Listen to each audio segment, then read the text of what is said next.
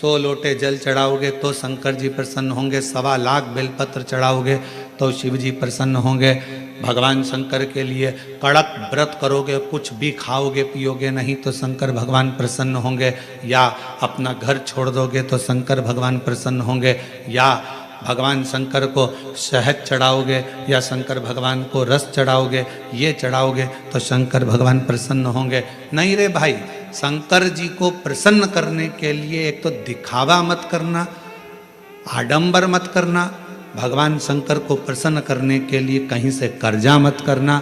भगवान शंकर को प्रसन्न करने के लिए केवल तेरा दिल, तेरा मन हृदय से बैठ जाना और मुख से ओम नमः शिवाय, ओम नमः शिवाय, श्री शिवाय नमस्तुभ्यम का उच्चारण करना।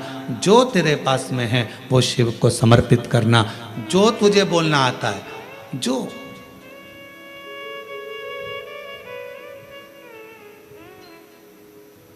छोटा सा बच्चा तोतला बोलता है, माँ को अच्छा लगता है कि नहीं लगता है? बोलो, जम के बोलो, लगता है। छोटा सा बच्चा किसी से भी अगर तोतरी भाषा में बोलेगा सबको अच्छा लगेगा। तोतरा बच्चा, छोटा बच्चा गाली भी दे देगा तो सबको अच्छा लगेगा। वही बच्चा बड़ा हो जाए, बड़ा होने के बाद गाली बक दे तो लड़ाई हो जाए। तोतरा है, माँ बाप स्वीकार करेंगे, लोग स्वीकार करेंगे। छोटा है, सब स्वीकार करेंगे। शिव जी की कथा कहती है कि भगवान शंकर को रिझाने के लिए आपकी तोतरी भाषा से, आपके निर्मल मन की भाषा से, आपके हृदय की भाषा से आप शिव जी को जैसे रिझाना चाहोगे, शंकर भगवान जल्दी प्रसन्न होंगे। और अगर आप आडंबर से, दिखावे से, छल से परमात्मा को पाने का प्रयास करोगे तो शिव कभी प्राप्त नहीं होगा। उसको पाने का तरीका ही सहजता है। निर्मल मन सो मोहि पावा, मोहि छल छिद्र कपट ना बावा। भगवान को पाने का सबसे सुंदर तरीका है कि बस हृदय से उसको पुकार।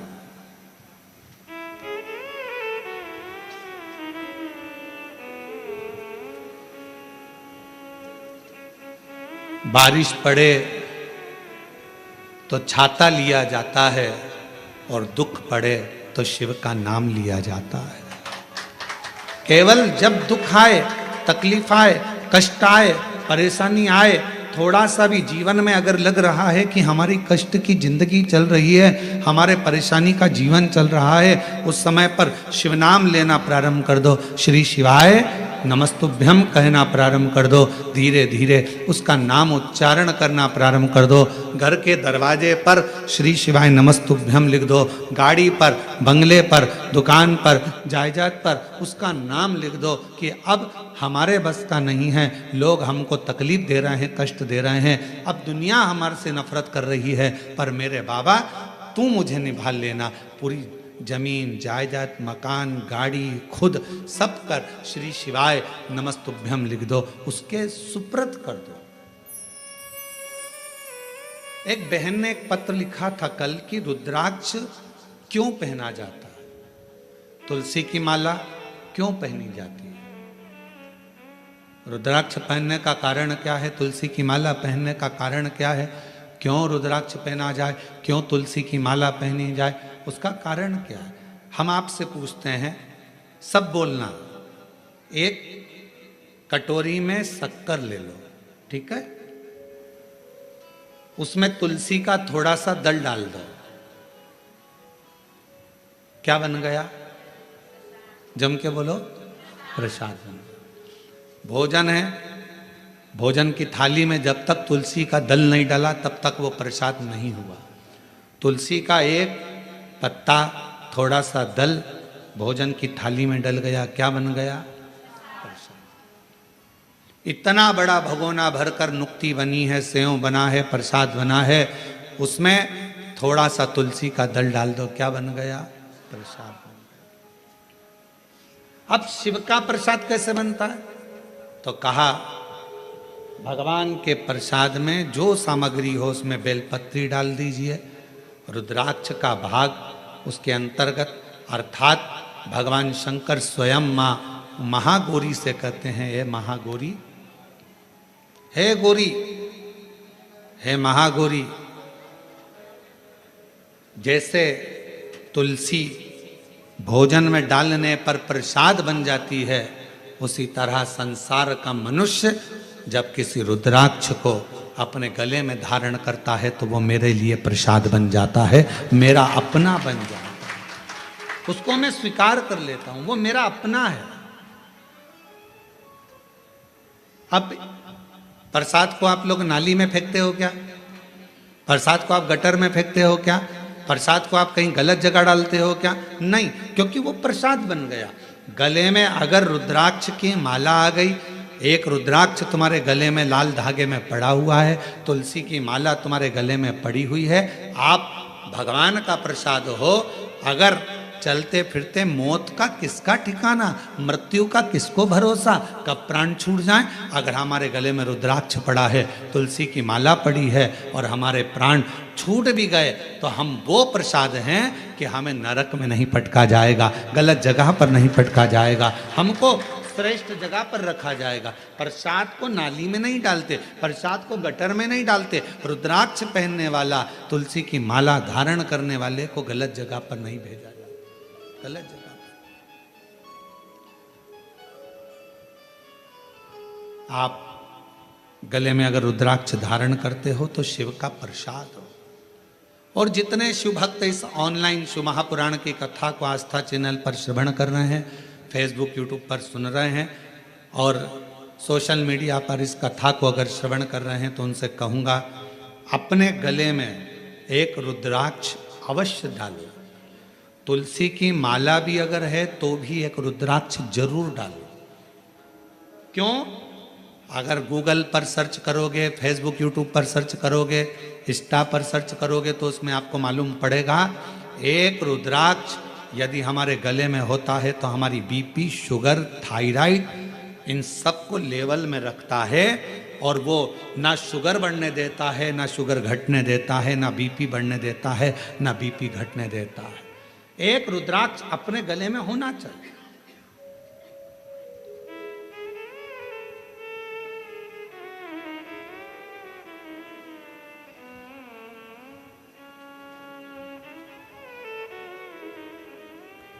एक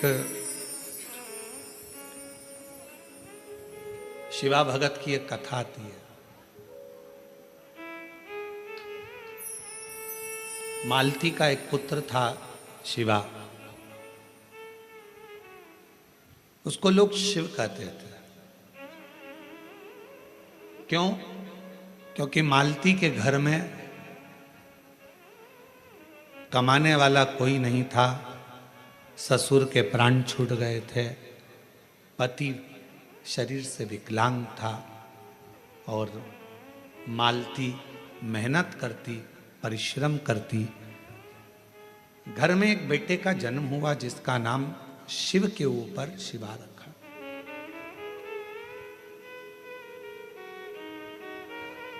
पति विकलांग है, पत्नी कमाने जाती है, मेहनत करती है, परिश्रम करती।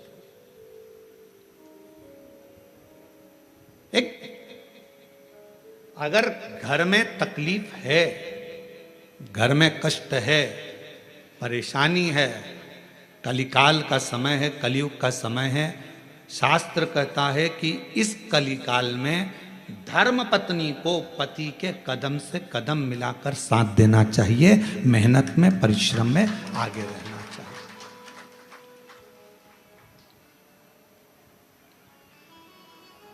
वो समय गया जिस समय पर नारी केवल चौके का काम करती थी और लोग गाली देते थे, अपशब्द कहते थे, ताना देते थे, वो घर में रह लेती थी। आज का समय एक बेटी अपनी सेना को लेकर जाती है और पूरे पाकिस्तान को हिलाकर आ जाती है। आज का वो युग है, आज का वो युग है कि एक बेटी पूरे पाकिस्तान को हिलाकर आ जाती है। आज का वो युग है एक बेटी अंतरिक्ष में जाती है और अंतरिक्ष का छोर पाकर वापिस आ जाती है। आज का वो युग है एक बेटी साइंटिस्ट बनकर पूरे साइंटिस्टों को ज्ञान प्रदान करती है। आज का वो युग है, आज की बेटी collector, SP, IG, DIG, commissioner और बड़े बड़े अधिकारी और मंत्री के पद पर बैठती है। आज का वो युग है, वो गया समय, एक कलिकाल का समय, कलयुग का समय। और ये किसने दिया? कोई तुमसे पूछे कि एक स्त्री को आगे करने का अधिकार किसने दिया, तो तुम कह देना भगवान शंकर ने दिया। कहां? तारकासुर जैसा असुर सामने था, विदल उत्पल नाम के असुर सामने थे, महिषासुर सामने था। और उस महिषासुर को मारने के लिए संपूर्ण जगत के देवता, 33 कोटि देवता सामने खड़े हुए थे, पर महिषासुर नहीं मरा। आखिरी में विदल उत्पल को मारने के लिए भी मां जगत जननी जगदम्बा को आगे करा गया, और महिषासुर को मारने के लिए भी जगदम्बा को आगे करा गया। शंकर भगवान ने कितना सुंदर शब्द किया। पार्वती जी कहती हैं मैं आगे बढ़ूं, शंकर जी कहते हैं एक स्त्री पुरुष से ज्यादा बल रखती है, क्यों चिंता करती हो? एक लाइन आती है,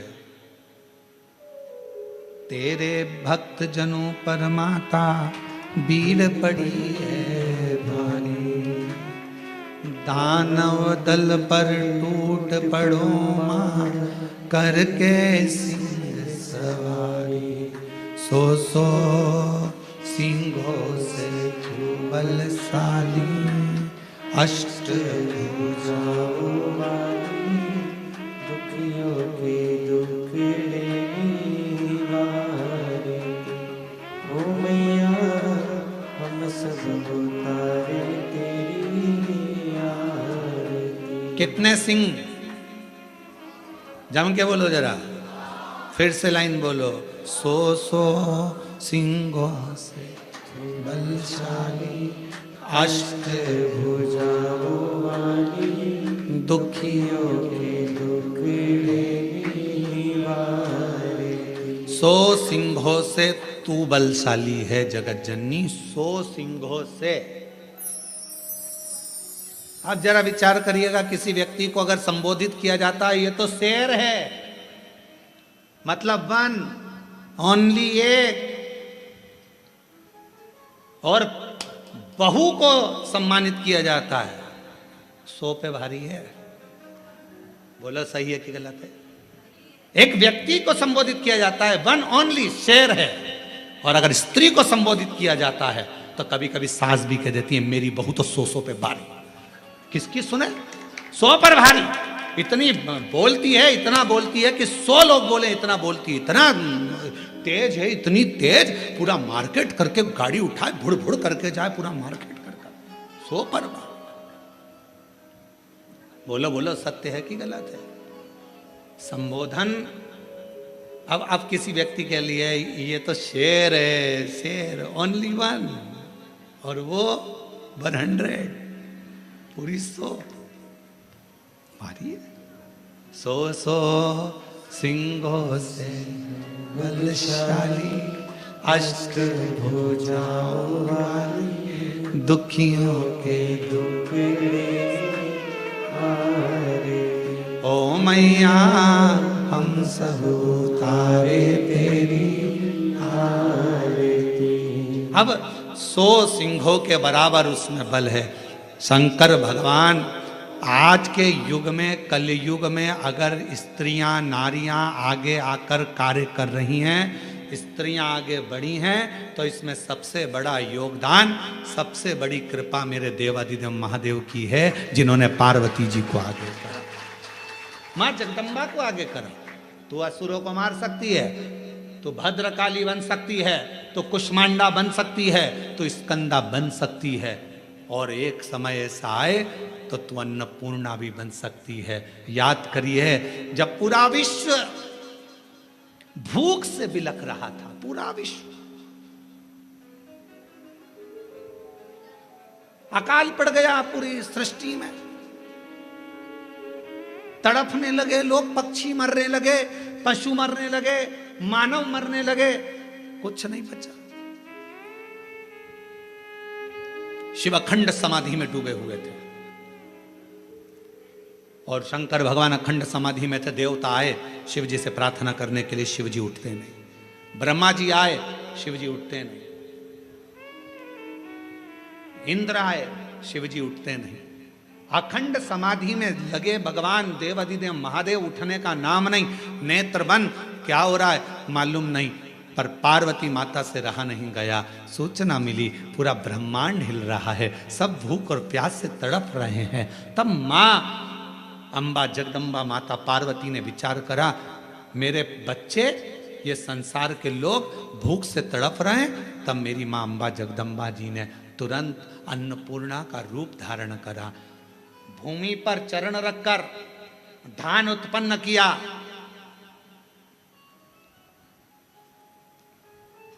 धान उत्पन्न किया और चरण रखकर धान लेकर मेरी माँ थोड़ा सा अन्न का भाग लेकर, जो मेरी अन्नपूर्णा माता ने जीवों का भरण पोषण करना प्रारंभ करा, तो माता जी को अन्नपूर्ण सदा पूर्ण शंकर प्राण वल्लभ है। भगवान शंकर की प्रिया माँ जगत जननी पार्वती जी जगत का भरण पोषण करने वाली हो गई। भगवान शिव के नेत्र खुले, शंकर भगवान के नेत्र खुलते से ही उनको भी, जब बहुत हजारों वर्ष की तप साधना कर ली, तो उठते से ही कुछ भूख से भाव में आई, भोजन का भाग मांगने के लिए स्वयं अन्नपूर्णा के दरवाजे पर चले गए। स्वयं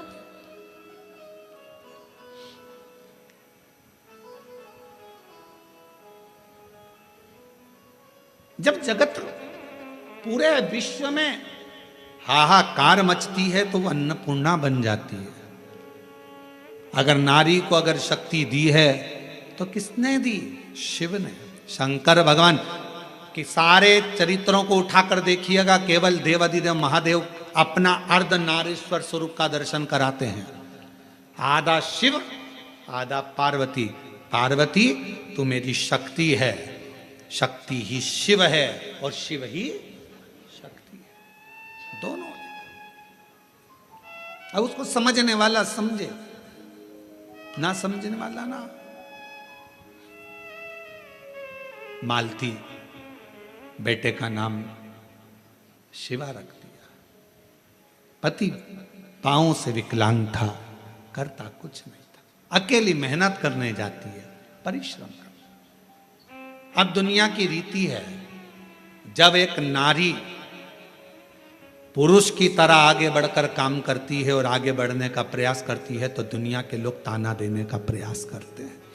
उसका विल पावर कमजोर कैसा करा जाए, उसको तोड़ा कैसे जाए, उसको झुकाया कैसे जाए, उसको अंदर से तोड़ने का प्रयास करते हैं। पर जितनी भी मेरी बेटियां इस कथा को सुन रही हैं, जितनी मेरी जीजियां इस कथा को सुन रही हैं, जितनी मेरी माताएं इस कथा को श्रवण कर रही हैं, दुनिया का कोई व्यक्ति तुम्हें कितना भी ताना दे दे, कितनी भी गाली दे दे, तुम्हारे ऊपर कितना भी अपशब्द कह दे, तो भी अंदर से टूटना मती, दमदारी से चलते रहना, आगे बढ़ते रहना। तुम्हारा कर्म तुम्हारा जवाब देगा,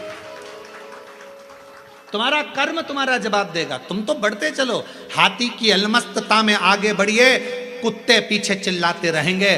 कुत्तों की वो औकात नहीं होती जो सामने आकर भोग दे, कुत्ता हमेशा पीछे ही भोगता है। तुम अपनी अलमस्ती में चलो मेरी बहनों, तुम अपनी अलमस्ती में चलिए मेरी जीजियों, अपनी लगनता, अपनी कर्मता। मैं मेहनत करूंगी, पढ़ाई करूंगी, परिश्रम करूंगी, मैं आगे बढ़ूंगी। लोग ताना देंगे, अपशब्द कहेंगे, गालियां देंगे, आपके बारे में आड़ा टेढ़ा विचार रखेंगे, पर आप एक हाथी की तरह बढ़ते चले जाना, क्योंकि कुत्ता पीछे ही भौंकता है, हाथी के सामने नहीं आ पाता। कुत्ते का काम है पीछे भौंकना, वो हाथी के सामने नहीं आ पाता, क्योंकि कुत्ते को भी मालूम है कि हाथी के पांव में वजन है, सामने आऊंगा तो दुमस देगा, इसलिए कुत्ता केवल पीछे ही भौंकता है, उसके वहीं तक सामर्थ्यता है।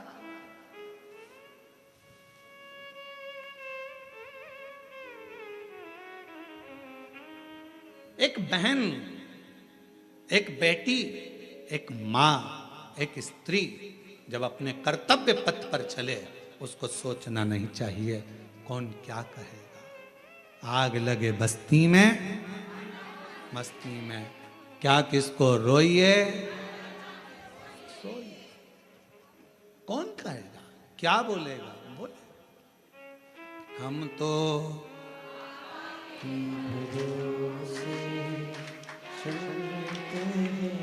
हम तो बाबा के भरोसे चलते हैं। ये दुनिया वाले जलते हैं, ये दुनिया वाले जलते हैं, डमरू वाले के भरोसे चलते हैं, काशी वाले के भरोसे चलते हैं। अपनी मस्ती में मेरी बहनों, मेरी जीजियों, मेरी बेटियों, अपनी मस्ती में अपने कर्तव्य पथ पर आगे बढ़ो।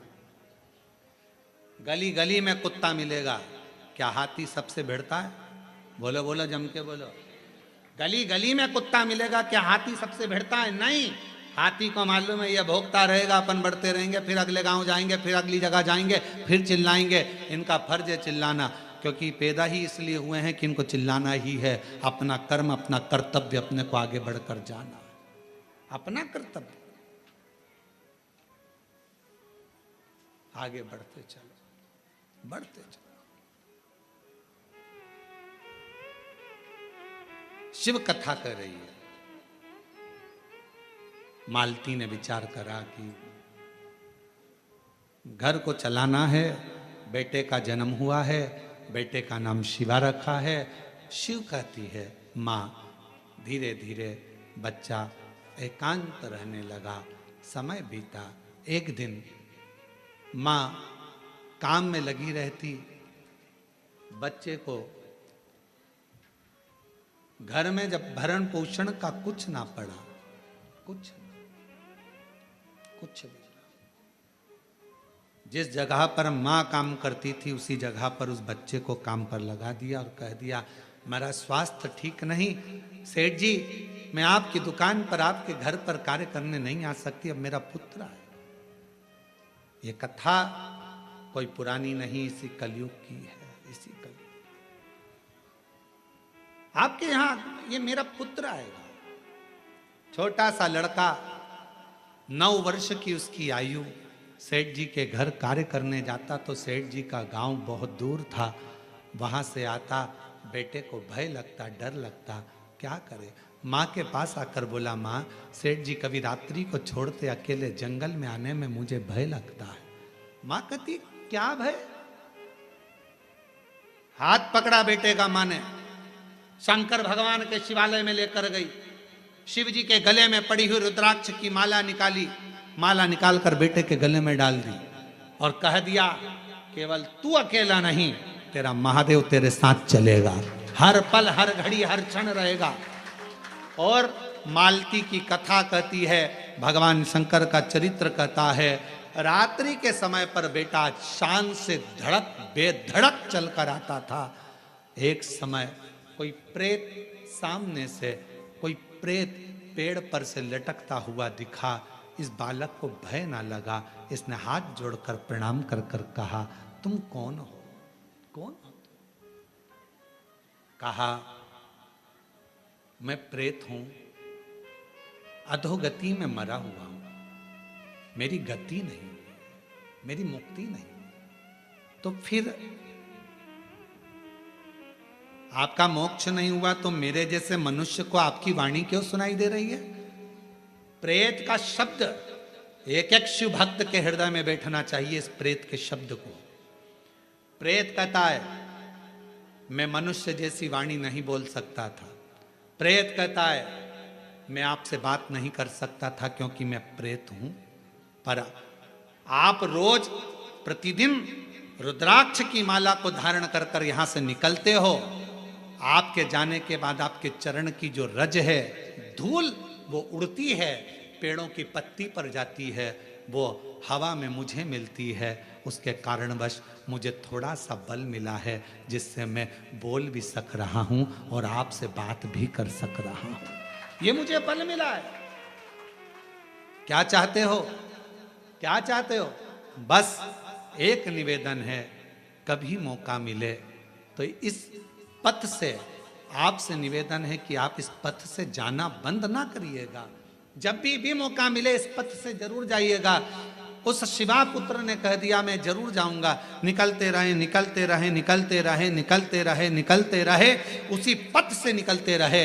एक दिन वो प्रेत योनि से छूट गया, देव योनि में आ गया। कानों में कुंडल धले थे, सिर पर मुकुट पहना था, गले में हार पहना था, सुंदर पीतांबर पहना हुआ था और सुंदर हाथ में एक शस्त्र लिया हुआ था। हाथ जोड़कर खड़ा हो गया, आज मैं प्रेत योनि से मुक्त होकर देव योनि में आ गया, ये आपकी कृपा है। उस शिवा पुत्र ने कहा मेरी कृपा कैसे, मैंने तो कुछ करा ही नहीं, बस आपके गले में पड़े हुए रुद्राक्ष को पहनकर आप जाते थे और आपके रज से मैं कृतार्थ होता चले गया, मेरा उद्धार होता चले गया।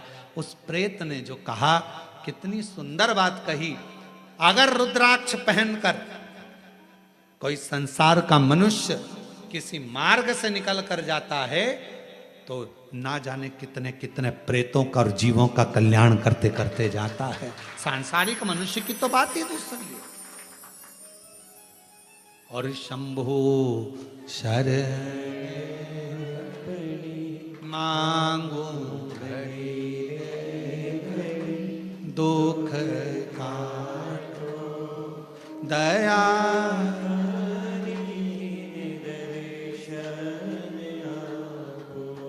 शंभु शरण मांगू घड़ी रे दुख काटो दया करीने दर्शन। एक प्रेत की भी गति रुद्राक्ष धारण करने वाले जीव से हो जाती है। माताएं कहती हैं कि रुद्राक्ष पहनना चाहिए, क्यों नहीं। हम तुलसी की माला पहने कि रुद्राक्ष पहने, दोनों पहनो, कोई दोष तो नहीं लगेगा। कहां लिखा कि तुलसी पहनने वाले को रुद्राक्ष नहीं पहनना चाहिए, रुद्राक्ष पहनने वाले को तुलसी नहीं पहनना चाहिए। जब भगवान राम भगवान शंकर जी की आराधना करते हैं और शंकर जी भगवान राम की आराधना करते हैं तो दोनों के लिए समता है, किसी के लिए ना तुलसी से बैर ना रुद्राक्ष से बैर, दोनों धारण कर सकते। गले में एक रुद्राक्ष का मन का आपके जीवन में ना जाने कितनी व्याधियों से, कितने दुखों से तुमको निकाल देता है, कितने दुखों से। एक पत्र है, देखिए।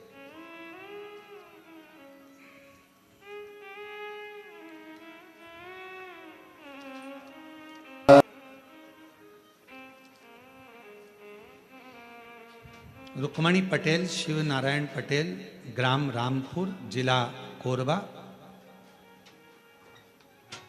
रामपुर करतला, छत्तीसगढ़ से हैं। 12 वर्ष तक मेरे यहाँ संतान का सुख नहीं हुआ। हमने मेडिकल टेस्ट कराया, टेस्ट बेबी करवाया, सब कुछ करवाया, पर संतान का सुख नहीं हुआ। तब किसी ने कहा कि सफेद आंकड़े की जड़ का प्रयोग करो और भगवान शंकर का पशुपति व्रत करो, टीवी पर कथा आती है वो सुनो। हमने सब कुछ किया, फिर बाद में जब संतान का सुख नहीं आया तो फिर वापस व्रत किया और कोकड़ी में आपकी कथा थी वो श्रवण करी। बाबा की ऐसी कृपा हुई गुरुदेव, मेरे बाबा ने 12 साल के बाद मुझे संतान दी। मैं बाबा को प्रणाम करती हूँ।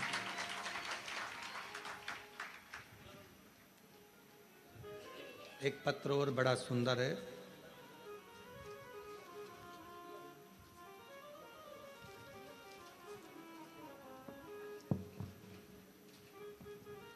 एक रुद्राक्ष के जल की क्या महत्वता है इस पत्र में देखिए। मेरा नाम श्रीमती रितु डिक्सेना, ग्राम हरदी बाजार में रहती हूँ। हरदी बाजार की पुत्र वधू हूँ। बाबा, शादी के 12 वर्ष के बाद 2023 में मेरे गर्भ में मुझे तकलीफ हुई। पहले डॉक्टरों को दिखाया तो बच्चेदानी में छाले बता दिए, फिर डॉक्टर को दिखाया तो गर्भाशय में बच्चेदानी में 7 गठाने हो गए। घबरा गए। डॉक्टर ने कहा ये गठानों की जांच होगी, मालूम पड़ेगा कि कौन सी बीमारी है। हम लोग घबरा गए। तब किसी ने कहा कि सीहोर जाकर अगर वहां का रुद्राक्ष लाया जाए, और सीहोर गए। वहां से आकर गुरुजी हमने पशुपति व्रत भी किया, रुद्राक्ष को पानी में गलाकर उसका जल पीना प्रारंभ करा। और फिर 29/5/2025 में हम बिलासपुर में फिर चेकअप कराने के लिए गए। बाबा ने ऐसी कृपा कर दी, कोई ऑपरेशन करने की जरूरत नहीं पड़ी, और बाबा की कृपा से मेरी पूरी रिपोर्टें नॉर्मल आ गई। जिन रिपोर्टों को मैं अपनी फाइल में भी लगा कर लाई हूं कि मेरी सारी रिपोर्ट बाबा ने नॉर्मल कर दी। शिव शिव है, शंकर शंकर है, शिव शिव है। एक रुद्राक्ष यदि गले में पड़ा हुआ है, एक रुद्राक्ष यदि हम उसका जल पी रहे हैं, एक रुद्राक्ष हमारे घर में हम रख रहे हैं, उसका जल पी रहे हैं, या हमारे गले में धारण कर कर रख रहे हैं, उसका फल आ जाए हमको मिलता जरूर है।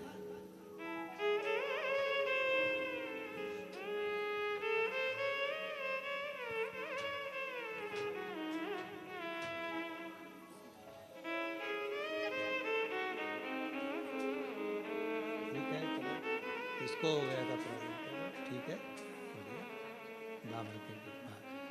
आप ही को तकलीफ हो गई थी। बच्चादानी में 7 गठाने हो गई थी और छाले पूरे बच्चादानी में हो गए थे। डॉक्टर की कृपा, भगवान शिव की करुणा, और साथ में शिव की उदारता से रुद्राक्ष के जल से आज पूरी बच्चेदानी की गठाने भी गल गई, छाले भी समाप्त हो गए, और शिव की कृपा। और तेरी कृपा का क्या है भरोसा, कब किस पर हो जाए, जरा सी हम पर कर दो, जरा सी हम पर कर दो। तेरी कृपा का क्या है भरोसा, कब किस पर हो जाए, जरा सी हम पर कर दो, जरा सी हम पर कर दो। जिस पर भी हो गई तेरी कृपा करुणा, वो भव पार हुआ, भव पार हुआ। पापी हो चाहे जितना, उसका भी बाबा उद्धार हुआ, उद्धार हुआ। गिद्ध अजामिल गणिका जैसे तेरे मन को भा, जरा सी हम पर कर दो, जरा सी हम पर कर दो। तेरी कृपा का क्या है भरोसा, कब किस पर हो जाए, जरा सी हम पर कर दो, जरा सी हम पर कर दो। शिव कृपा, शिव करुणा।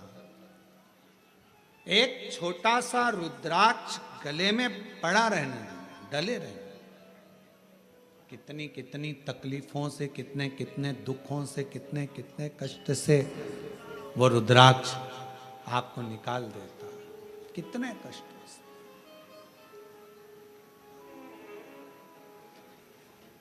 शिव महापुराण की कथा करेंगे। शंकर भगवान की भक्ति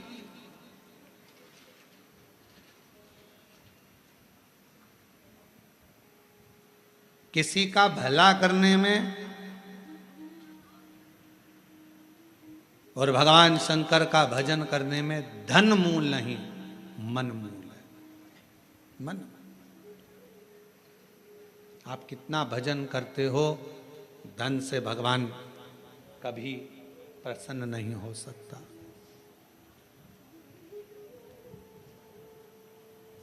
धन से भगवान कभी प्रसन्न नहीं, आडंबर से भगवान कभी प्रसन्न नहीं हो सकता।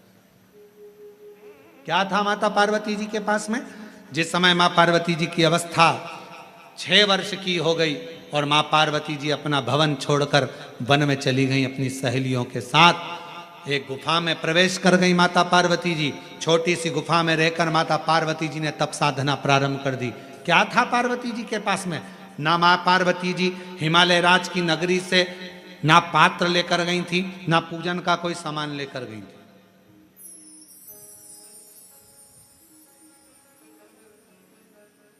कोई वस्तु माता पार्वती जी लेकर नहीं गई। अपने पिता के घर से गई तो खाली हाथ गई। अपनी सहेलियों के साथ, सखियों के साथ गुफा में बैठकर भगवान का तप करने बैठ गई। जब पार्वती जी ने देखा कि मैंने हजारों समय निकाल दिया, वर्ष निकाल दिया, शिव जी प्रसन्न नहीं होते, शंकर भगवान सामने आते ही नहीं। और आपको पहले भी कथा में कहा, तप से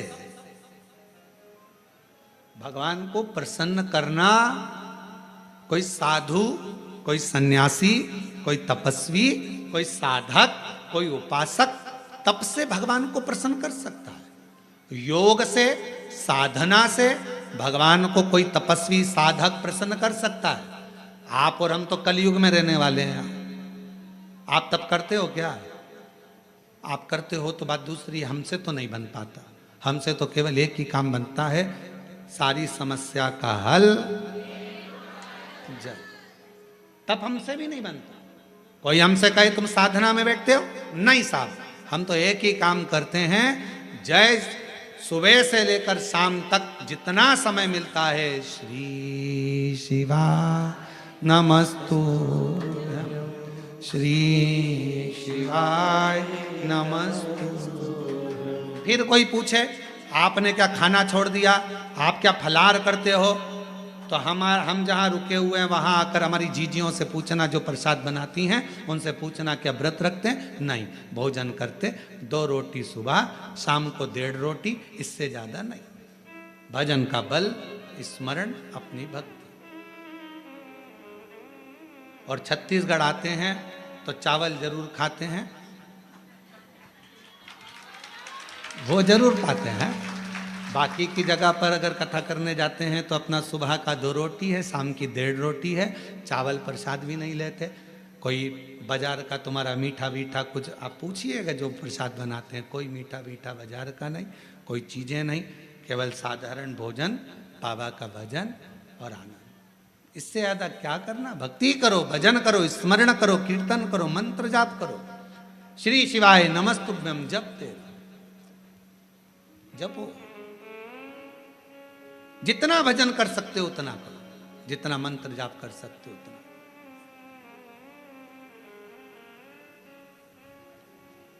और हम तो शर्मा जी आपसे भी कहेंगे, हमारा जो प्रसाद बनता है उसमें थोड़ा प्रसाद कभी योग बन जाए तो पाना। शंकर जी की प्रसादी कभी योग बने तो जरूर लीजिए प्रसाद का भाव। और बनाने वाला भी कौन होता है? माताएं तो रोटी सेकती हैं और हमारे पंडित जी सब्जी से बनाते हैं, या आशीष भैया सब्जी बना देते हैं। जो भाजी अपने बच्चे लोग बनावे, पा लिया आनंद। शिव तत्व की प्राप्ति हो, शिव तत्व। ना हमसे तप बनता, और हमें भरोसा है आपसे भी नहीं बनेगा। आपसे कोई कहते पेड़ के नीचे बैठी रहे, सिर पे पल्लू लेके बैठी 4 घंटे, तो बनेगा? घर छोड़ सकते हो? नहीं। नदी पर जाकर बैठ सकते हो? थोड़ा सा नदी में पानी, बड़ा बारिश में तो पीछे खसक जाओगे, तुरंत नहीं बन सकता। ना हमसे तप बन रहा है, ना साधना बन रही है, ना हमसे कोई ऐसा व्रत बन रहा है। पहले के व्रत आज के व्रत में अंतर है। आज के व्रत में तो पेट भरकर फराल कर लो, फिर भूख लग जाती है, फिर सेव फल खा लिया, केला खा लिया, पपीता खा लिया, रात्रि के फिर फलहार की तैयारी, फिर वो खाने के बाद फिर दूध पीने की तैयारी, फिर आधी रात को फिर पति को नींद नहीं आ रही, पति बोले तेरा व्रत है, हाँ आज एकादशी है। पति ने मन में सोचा 11 बार खा लेती, एकादशी पूरी हो जाती, क्यों ना खा। व्रत नहीं, ना हम तप कर पा रहे, ना साधना कर पा रहे, ना व्रत कर पा रहे कली काल में। इसलिए तुलसीदास बाबा ने लिख दिया, कलयुग केवल नाम आधारा। इसलिए तुलसी बाबा ने लिखा कलयुग में कुछ नहीं बने तो एक काम करो, राम राम राम राम जपते रहो, शिव नाम जपते रहो, कृष्ण नाम जपते रहो। तुम्हारे दिल में जो बैठ जाए, जिसका तुम भजन कर सकते हो उसको भजो। भगवान का भजन करने में मन लगा लो। तुम जितना जपोगे आडंबर से दूर रहोगे, तुम जितना जपोगे सबसे दूर रहोगे। इसलिए कलिकाल में एक नियम बना लिया, सारी समस्या का हल जल। फुर्सत मिले 2 मिनट जाओ, शंकर जी को जल चढ़ाओ। अपने शिव के लिए अगर तुम 2 मिनट का समय मंदिर जाने का निकाल लोगे तो भगवान शंकर भी अपने समय में से तेरा दुख हरने के लिए तेरे दरवाजे पर आकर खड़ा हो जाए। समय निकालो। आजकल का जमाना यही है, तुम किसी के यहाँ जाओगे तो कोई तुम्हारे यहाँ बोलो तो आएगा। बहन के घर शादी में जाओगे तो बहन तुम्हारे घर शादी में, तुमने अपनी बहू को भेज दिया तो वो भी बहू को भेज देगी। और तुम्हारे जाने में और बहू के जाने में अंतर है। बहू शादी में जाती है, काम वाम नहीं करती, कुर्सी पर डेंटिंग पेंटिंग करके बैठ जाती है। काम करेगी क्या? नहीं। मौसी सास की आई है, फैलारा पड़ा है तो पड़े रहने दो, सामान पड़ा है तो पड़े रहने दो। पर बहन के घर शादी में बहन जाती है, जितना सामान आता है, कपड़े आए, मायरे का सामान आया, सारा सामान संभालती है।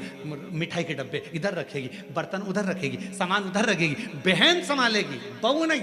अब तुम्हारे यहाँ शादी में तुमने बहू को भेजा तो उसने भी बहू को भेज दिया। तुम आती तो वो भी, तुमने संभाला तो वो भी संभालती। हमारी जीजी ने हमारे यहाँ काम संभाला था भैया, उसके घर काम आया है, हम भी जाके संभालेंगे क्योंकि हमारी बहन ने हमारे यहाँ संभाला था। उसी तरह जैसे तुम अपने रिश्तेदार को शादी में भेजते हो तो वो अपने रिश्तेदार को भेजता है। अब तुमने कह दिया मम्मी कथा हो रही है तुम चली जाओ, तो भगवान भी कह देगा जब अंतिम समय आएगा, ये मरने वाली है, यमराज तू चले जा, तू चले। और अंतर देखिए, बहन आती तो काम करती, भगवान आता तुझे लेने के लिए भोलेनाथ तो नंदी पर बिठा कर ले जाता, डमरू बजाता बजाता। देवराज ब्राह्मण को लेकर गया था नंदी पर बिठा कर, नरसिंह जी को बैठा कर लेकर गया था। और अगर यमराज आता है तो नंदी पर काय पर बिठा के ले जाता है? नहीं, पाड़े की पूंछ से बांध कर ठोकता ठोकता, दे धम दे धम दे धम। खूब मोबाइल पे झूठ बोली थी, दे, खूब दिया। दिन भर चैटिंग में लगी रहती थी, दे। जरा सा कोई गलत लिखता था फेसबुक पे और कमेंट्स करती थी, दे। उंगली पर रखेंगे और दोचेंगे, इसी से चलाती थी खूब व्हाट्सएप, दोचो। चिल्लाएगी, क्षमा कर दो, मुझे माफ कर दो, एक बार वंश मोर फिर जन्म दे दो, मोबाइल नहीं चलाऊंगी, और चलाऊंगी तो शिव पुराण देखूंगी, फिर कुछ नहीं देखूंगी। भगवान बोले शिव पुराण की आड़ में चैटिंग करती रहती, दे, दे धर के, फिर मारा लपक के, फिर दो, खूब दुखेगा। चलते चलते फिर याद आया मेरी नीले कलर की साड़ी एक बार भी नहीं पहनी। यमराज से कहा भगवान प्लीज क्षमा कर दो, बहुत दुख हो रहा है मुझे। भगवान ने पूछा किस बात का दुख हो रहा है? अलमारी में 3 नंबर के ब्लॉक में नीले कलर की साड़ी रखी है, उसकी फाल लगवा ली थी, चोली भी बनवा ली थी, बस पहन नहीं पाई। मुझे एक बार मौका दे दो, मैं पहन लूं। और हमारे मोहल्ले में नया पार्लर खुला है, उसके पास एक बार भी नहीं थी, कृपा करो। यमराज ने फिर दिया धर के, चल। किस काम की वो जिह्वा जो भगवान का भजन ना कर पाए, किस कान का वो श्रवण जो भगवान की कथा ना सुन पाए, और किस काम का वो मस्तक जो भगवान के आगे झुक ना पाए। किस काम, क्या करे वो शरीर? कृपा पीड़ा मुख से राम नहीं निकले, राम नहीं निकले रे श्याम नहीं निकले। वो काई जाने हरि भजना में, जीवन गवाए दियो सजना में। भजना में मन नहीं लगा, सजना में मन लग गया। हम तो कई बार कथाओं में कह देते हैं, लोगों को बहुत बुरा लगता है कि आप जितना समय दर्पण को देती हो ना, जितना समय दर्पण को देती हो ना, जितनी देर कांच के सामने रहती हो, पेंसिल से लाइन खींचना, डब्बा भरना, फिर सुरमा लगाना, फिर डेंटिंग पेंटिंग, जितना समय दर्पण में देती हो उसका आधा समय भी अगर मेरे शंकर को दे दिया तो सुंदरता मेरा शिव देगा। आधा समय निकालकर भगवान शिव को दीजिए। और पुरुषों से निवेदन है, जितना समय फालतू की चर्चा में, व्यर्थ की बातों में, व्यर्थ के कमेंट्सों में और व्यर्थ की बातों में लगाते हो ना, उतने में से आधा समय निकालकर मेरे शंकर के मंदिर में अपनी पत्नी को साथ लेकर एक लोटा जल चढ़ाने जा, तेरी पूरी जिंदगी संवर जाए। थोड़ा सा समय निकाल। अभी कावड़ चल रही है, पूरे भारत में कावड़िया कावड़ लेकर जा रहे हैं। जितने कावड़िया भारत की भूमि पर कावड़ लेकर जा रहे हैं उनके चरणों को मैं नमन करता हूं। कोरबा की इस भूमि से मैं दंडवत प्रणाम करता हूं कि कावड़िया सनातन धर्म को जागृत कर रहे हैं। एक कावड़िया 50 व्यक्ति को जागृत करता है, सनातन धर्म को मजबूत करता है। मैं उनको प्रणाम करता हूं। जो नवयुग बेटा बेटी, नवयुवक बेटा बेटी, माताएं, बुजुर्ग सब अपने अपने भाव से भगवान की कावड़ लेकर जा रहे हैं। और जो कावड़ियाओं की सेवा में लगे हैं, कावड़ियाओं की सेवा में जितनी बड़ी बड़ी संस्थाएं सेवा में लगी हुई है, आप कभी बाबा धाम जाकर देखो।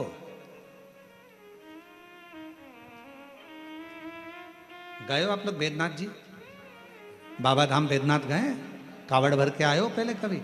आप लोगों ने देखा होगा बाबा बैद्यनाथ जी के यहाँ सुल्तानगंज से कावड़ भरकर बाबा की जो कावड़ बैद्यनाथ जी पर जाती है, बाबा धाम जाती है बैद्यनाथ जी के यहाँ, पूरे रास्ते में लोग बड़े बड़े लंगर, बड़े बड़े टेंट दूसरी दूसरी जगह से आकर खूब शहर के वासी, पूरी बिहार के लोग, पूरा उत्तर प्रदेश का लोग, वहाँ पर पूरा झारखंड का लोग पूरी तैयारी रखते हैं और बड़े बड़े कैंप लगाकर सबकी सेवा करते हैं। उनको धन्यवाद देता हूँ, उनको प्रणाम करता हूँ। साधुता।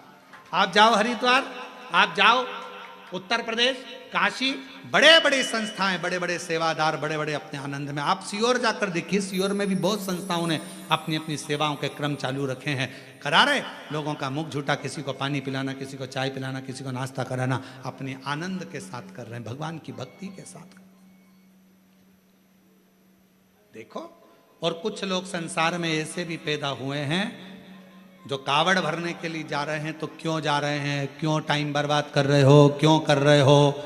क्यों लंगर चला रहे हो? क्यों भंडारा कर रहे हो? उसमें भी तकलीफ उनको हो रही। क्यों? क्योंकि ये सनातन धर्म को कभी मजबूत होता नहीं देख सकते, कभी। इन्होंने जिंदगी भर केवल एक ही कसम खाई है कि हम सनातन को नीचे ले जाएंगे, ऊंचा नहीं। सनातन को ऊंचा ले जाने का प्रयास करो। इस भारत की भूमि को फिर विश्व गुरु बनाने का प्रयास करो। इस भारत की भूमि को फिर श्रेष्ठ बनाने का प्रयास, अग्रता रखिए। साधुता है। और भारत की भूमि पर ऐसे ऐसे मुख्यमंत्री हुए हैं जो कावड़ियाओं पे फूल की वर्षा कर रहे हैं। साधुता है इनको, बहुत बहुत साधुता। शिव तत्व को पहचान। भगवान को पाने के लिए धन की जरूरत नहीं, मन की जरूरत है, संपदा की जरूरत नहीं है। आपका मन जितना प्रबल होगा, शिव उतना ही जल्दी। मेरे शंकर भगवान को राजी करने के लिए मां जगत जननी जगदम्बा एक गुफा के अंदर प्रवेश कर गई। माता के पास में कुछ भी नहीं, पिता के पास से कुछ भी लेकर नहीं, कुछ भी नहीं, कोई वस्तु नहीं, कोई सामग्री नहीं, खा लिया। संसार की रीत है, मुट्ठी बांधे आया जग में। बोलते जाओ, आप लोगों को मालूम होगा। मुट्ठी बांधे आया जग में, लोग कहते हैं हाथ पसारे जाएगा। क्या तू लेकर आया जग में, क्या तू लेकर जाएगा? परशु महापुराण की कथा कहती है, मुट्ठी बांधे आया जग में, हाथ पसारे जाएगा, पर क्या लेकर आया इसका तो नहीं मालूम। पर इतना जरूर है, जो पुण्य तूने करा, जो सत्कर्म तूने करा, जो तूने भूखे को भोजन, प्यासे को पानी पिलाया, वो तेरे साथ जरूर जाएगा। तेरा सत्कर्म तेरे साथ जरूर जाएगा। तेरा सत्कर्म बंद है, बंद है दोनों। तेरा सत्कर्म तेरे साथ जाएगा तो अच्छा कर्म कर, और जितने अच्छे कर्म से, जितने अच्छे कर्म के अनुसार, जितने कर्म के अनुकूल तू अच्छा कर्म करेगा, उसके अनुकूल तेरे को फल जरूर मिलेगा। फिर निवेदन, मत बुरे कर्म कर बंदे, वरना पछताएगा, भगवान की आंखों से तू बच नहीं पाएगा, तू बच नहीं पाएगा। अरे ओ अज्ञानी मत कर नादानी, अरे ओ अज्ञानी मत कर नादानी, तेरे कर्म का फल भी तू ही पाएगा, जैसा किया तूने तेरे आगे आएगा। मत बुरे कर्म कर बंदे, वरना पछताएगा, भगवान की आंखों से तू बच नहीं, हो गया, तू बच नहीं पाएगा। अरे ओ अज्ञानी मत करना, अपने कर्म का दंड अपने को भोगना। पर दुनिया को अपना कर्म दिखता कहाँ है?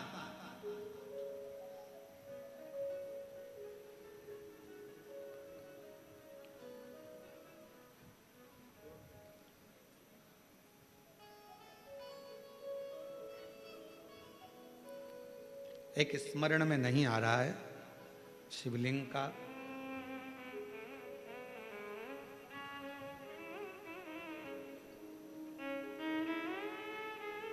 ओमकारेश्वर में कौन कौन गया है? ओमकारेश्वर गए हो आप लोग? ओमकारेश्वर की, फिर बंद हो गए। ओमकारेश्वर की जब आप परिक्रमा करेंगे और ओमकारेश्वर की परिक्रमा करते समय जब आप ऊपर पहाड़ी की ओर बढ़ेंगे, ओमकारनाथ जी की पहाड़ी की ओर बढ़ेंगे,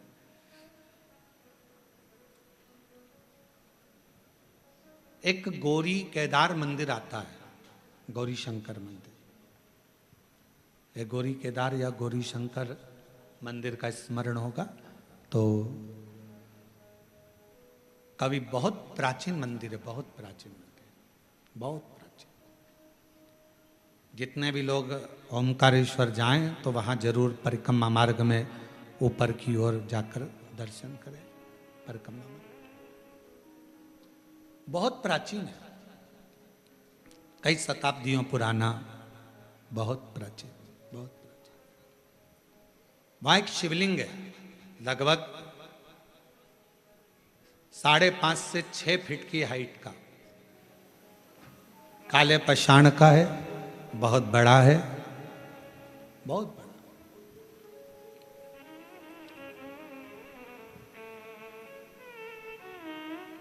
जब मुगलों का राज्य हुआ, उस मंदिर में शंकर भगवान के शिवलिंग में एक बड़ा सा दर्पण लगा हुआ था, एक हीरा लगा हुआ था, एक बड़ा सुंदर दर्पण, बड़ा सुंदर हीरा लगा हुआ, हीरे से परिपूर्ण था शिवलिंग।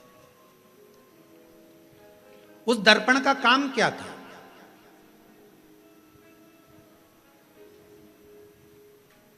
उस दर्पण का क्या काम था? उस दर्पण का केवल एक काम था, उस हीरे का एक काम था, जो उसके सामने आता था उसका पुराना जन्म और आने वाला जन्म, वो दर्पण, वो हीरा बता देता था कि अगले जन्म में क्या था, इसने क्या कर्म करा था, और इस जन्म में भोगने के बाद जो अगला जन्म पाएगा उसमें क्या करेगा। वो दर्पण जो शंकर भगवान के शिवलिंग पर जो हीरा लगा हुआ था वो बता देता था। अब उस समय पर जिन मुगलों का राज्य था वो उस मंदिर में गए और उस मंदिर में जाकर उन्होंने जैसे ही उस राजा को मालूम पड़ा, नवाब को मालूम पड़ा, उसने कहा जरा जाकर देखता हूं। देखूं जरा। और नवाब गया, राजा गया, उसने भगवान शंकर के शिवलिंग के सामने जो हीरा लगा था, दर्पण लगा था, उस हीरे को उस दर्पण में अपना प्रतिबिंब देखा। उस दर्पण में, उस हीरे में उसने अपना प्रतिबिंब देखा। और जो उसने प्रतिबिंब देखा, प्रतिबिंब देखते ही उसने देखा मेरा पूर्व का जन्म इतना बुरा था और आने वाला जन्म मेरा उससे भी ज्यादा बुरा होगा। गुस्सा आ गया उसको, पूरा मंदिर तहस नहस करवा दिया, आसपास का पूरा मंदिर तोड़वा दिया, हीरा जड़त, दर्पण, हीरा सब जो लगा था सब तोड़ तुड़ा कर लेके चला गया। सब टूट गया, सब नष्ट कर दिया। शिव महापुराण की कथा कर रही है, भगवान शंकर का चरित्र कर रहा है, शिव तत्व कह रहा है। अगर वो राजा चाहता तो शिव महापुराण की कथा में लिखा है, दुनिया के सामने आप कैसे भी रह लो पर तुम्हारे कर्म का दंड तो तुमको भोगना पड़ेगा।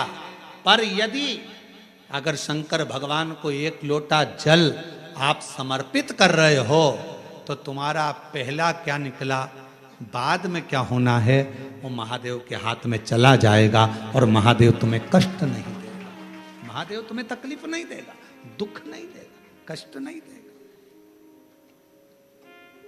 फिर वही लाइन आ गई स्मरण में कि मत बुरे कर्म कर बंदे वरना पछताएगा, भगवान की आंखों से तू बच नहीं पाएगा, तू बच नहीं पाएगा। अरे ओ अज्ञानी मत कर नादानी, अरे ओ अज्ञानी मत कर नादानी, तेरे कर्म का फल भी तू ही पाएगा, जैसा किया तूने तेरे आगे आएगा। मत बुरे कर्म कर बंदे वरना पछताएगा, भगवान की आंखों से तू बच नहीं पाएगा, तो बच नहीं पाएगा। शिव महापुराण की कथा कर रही है, भगवान शंकर का चरित्र कर रहा है। कोई दिखावा, कोई धन, कोई दौलत पार्वती जी लेकर नहीं गई। तप करने के लिए मां पार्वती जी बैठी, तब से शिव प्रकट नहीं हुए। साधना करने पार्वती जी बैठी, प्रकट नहीं हुए। सारा व्रत, सारा उपास, सारी साधना, सारा तप पार्वती जी ने कर लिया, शिव प्रकट नहीं हुए। तब सखी ने कहा, तब सखी बोली, सहेली ने कहा, पार्वती मैंने सुना है शंकर भगवान एक लोटे जल से प्रसन्न हो जाते हैं। मैंने सुना है शिवजी एक बूंद जल चढ़ जाए शिव प्रसन्न हो जाते हैं। थोड़ा सा जल चढ़ा, शंकर कृपा करे। और फिर निवेदन करूं सभी श्रोताओं से, सावन के महीने में कथा सुनने वाले सभी श्रोता भाई बहनों से फिर निवेदन करूं, भगवान शंकर की कथा, शिव महापुराण की चरित्र कथा वर्णन कर रही है। कुछ ना बने तो शंकर के मंदिर में केवल कुछ भी ना हो तो केवल घर से एक लोटा जल भरकर जाना, शिव के मंदिर में प्रारंभ कर दो। मेरा देव अधिदेव महादेव करुणा करना प्रारंभ कर देगा, शंकर करुणा करना प्रारंभ कर देगा। जल चलो, सारी समस्या का हल हर हर बोल बम का नारा है, सारी समस्या का हल श्री शिवाय। केवल जल चढ़ाना प्रारंभ, और कुछ भी नहीं। शिव स्वीकार करेगा, भगवान शंकर स्वीकार करेगा।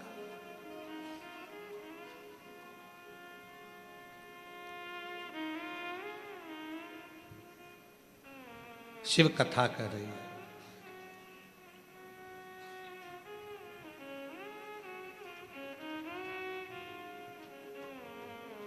एक गुरु में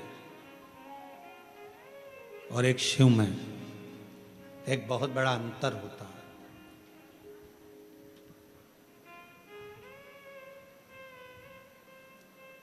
कभी कभी जैसे माता पार्वती जी को उनकी सहेली गुरु बन गई, कभी कभी कोई बेस्ट फ्रेंड, कोई अच्छी सहेली, कोई अच्छा दोस्त जो सत्संग में लगा रहने वाला है, संकीर्तन में लगा रहने वाला है, भगवान से जुड़ा हुआ हो, गुरुओं से जुड़ा हुआ हो, कभी कभी वो भी गुरु बनकर ज्ञान दे जाता है। पार्वती जी की सहेली ने पार्वती जी को ज्ञान यही भाव से दिया।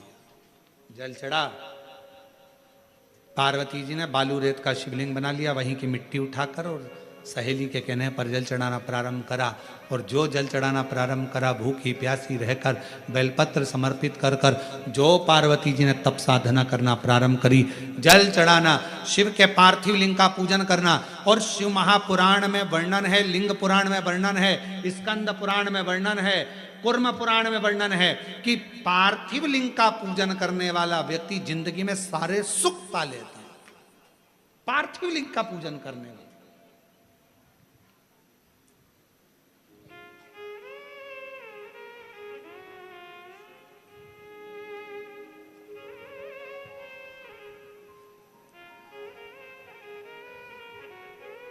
एक माता जी ने एक प्रश्न किया, गुरु जी हमारे यहाँ से नदी बहुत दूर है और हमारे घर में कोई पेड़ पौधा भी नहीं है, तो हम वो भगवान का चढ़ा हुआ जल, भगवान पे चढ़ा हुआ पंचामृत कहाँ समर्पित करने जाए?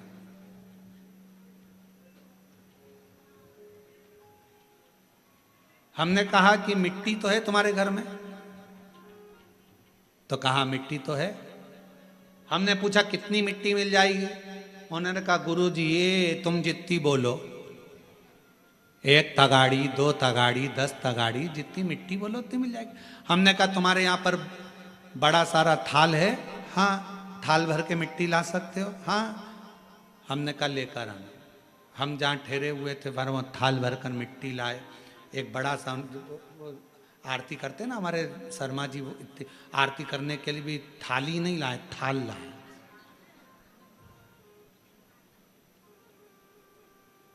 अब इतना बड़ा थाल देखा है आप लोगों ने? देखा कि नहीं देखा? कहाँ है वो थाल? कहाँ? अच्छा रखा, देखा तो है ना तुम लोग?